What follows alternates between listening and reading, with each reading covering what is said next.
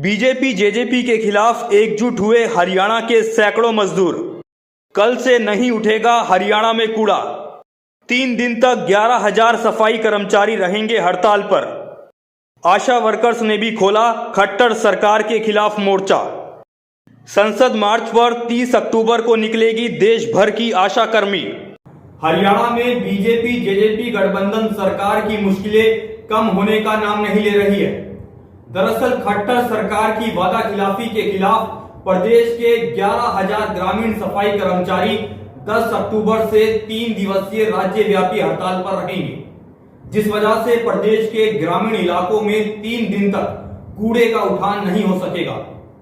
इस हड़ताल को सफल बनाने के लिए सीटू से संबंधित ग्रामीण सफाई कर्मचारी यूनियन ने कमर भी कस ली है और सभी तैयारियां पूरी कर ली गई है।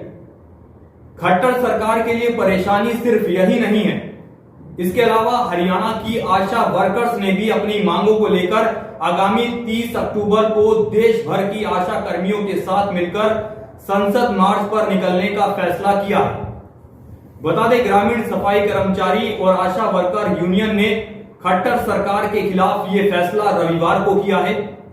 लंबे समय तक प्रदर्शन करने के बाद जब ग्रामीण सफाई कर्मचारी और आशा वर्कर यूनियन की मांगों को नहीं माना गया, तो रविवार को सीएम सिटी करनाल में ललकार रैली का आयोजन किया गया, जिसमें प्रदेश भर से सैकड़ों मजदूर इकट्ठा हुए और ये बड़े ऐलान किए गए। वही रैली को संबोधित करते हुए आशा वर्कर यूनियन की राज्य प्रधान सुरेखा ने कहा कि प्रदेश भर की 20,000 आशा वर्कर्स 8 अगस्त से हड़ताल पर है, लेकिन अभी तक सरकार ने उनकी एक बात भी नहीं सुनी है। अगर ऐसे ही चलता रहा तो प्रदेश भर से ही नहीं बल्कि पूरे देश भर की आशा वर्कर संसद मार्च पर निकलेगी। फिलहाल अब आप भी सुनिए आशा वर्कर यूनियन की राज्य प्रधान सुरेखा का ये पूरा संबोधन। यदि ये गुंडागर्दी है तो ठीक है, गुंडागर्दी ही सही, हम यही करेंगे और इस सरकार को सत्ता से बाहर फेंकने तक करते रहेंगे। जो है आपके साथ पूरे हरियाणा की जनता आगे खड़ी हो गई है और इस बात का अंदाजा सरकार को है। 29 तारीख को जब हम बातचीत के लिए गए थे, तब आर.के. खुल्लर ने कहा कि आप कितने गर्व की स्थिति में हैं कि हरियाणा में आशाओं के खिलाफ बोलने वाला एक भी व्यक्ति नहीं है। पता है सरकार को कि हम जो है कितने पानी में हैं। हमने उनको कहा कि बात तो ठीक है, लेकिन ये गर्व बना रहे, हम ये गर्व करते रह सके, इसके लिए हमें जिंदा रहना पड़ेगा और जिंदा रहने के लिए आपको वेतन देना पड़ेगा। हम उनको ये बात कह के आए हैं। अब आगे हम क्या करेंगे? आगे समस्याएं बहुत ज्यादा हैं। गरीबों का देखो, ये परिवार पहचान पत्र के नाम पे सबको लाइन में लगा रखा है। किसी की बुढ़ापा पेंशन काट ली, किसी की विधवा पेंशन काट ली। हमारे स्कूलों को बंद किया जा रहा है। चिराग योजना लाके ये चाहते हैं कि सारे सरकारी स्कूलों पे ताला लगा दिया जाए और हमारी जो कमा के खाने वाले लोग हैं, मेहनत कश लोग हैं, उनके बच्चे सदा सदा के लिए अनपढ़ रह जाएं, ये काम वो सोचते हैं। तो इसके खिलाफ ये जो परिवार पहचान पत्र लाए हैं और उसमें अनाप शनाप आमदनी दिखा के हमारे राशन कार्ड काटे जा रहे हैं, बुढ़ापा पेंशन काटी जा रही है, उसके खिलाफ हमारे जो ग्रामीण सफाई कर्मचारी, चौकीदार, mid day meal worker, anganwadi की वर्कर, हेल्पर, वन मजदूर, आशा वर्कर, हमारी तमाम कैटेगरी जो आज आंदोलनों में है और जिनके आंदोलनों को आज सरकार अनदेखा करना चाहती है, उन तमाम जो है चीजों के खिलाफ और सबके लिए पक्के रोजगार की मांग को लेके, सबके लिए पेंशन की मांग को लेके, सबके लिए राशन कार्ड की मांग को लेके, उस राशन कार्ड पे 14 चीजें दिए जाने के लिए, सरकारी संपत्तियों को बेचे जाने के खिलाफ 3 दिन का मजदूरों का और किसानों का राज्य की राजधानी में पड़ाव होगा 26, 27, 28 नवंबर को। तो अपन 3 दिन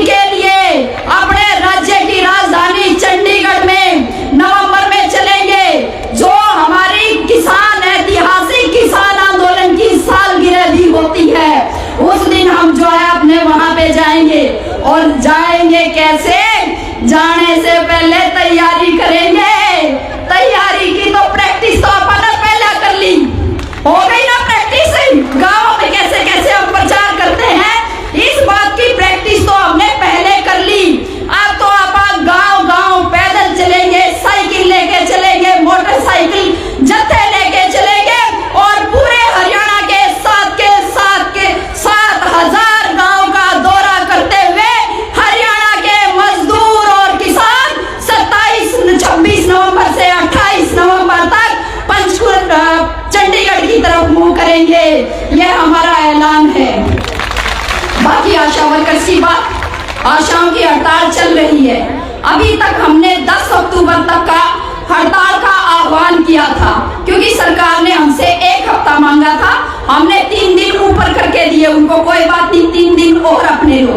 हमने अब ये फैसला किया है राज्य सचिव मंडल की तरफ से, आशा वर्कर्स यूनियन की आपको मैं फैसला बता रही हूँ कि या तो सरकार बात करके हमारी मांगा का समाधान कर दे, अन्यथा वह मंत्री हरियाणा सरकार के जो गांव के अंदर अपने जन संवाद कार्यक्रम नहीं कर सके, आई हम उनका घर तक बाहर निकलना भी बंद कराएंगे।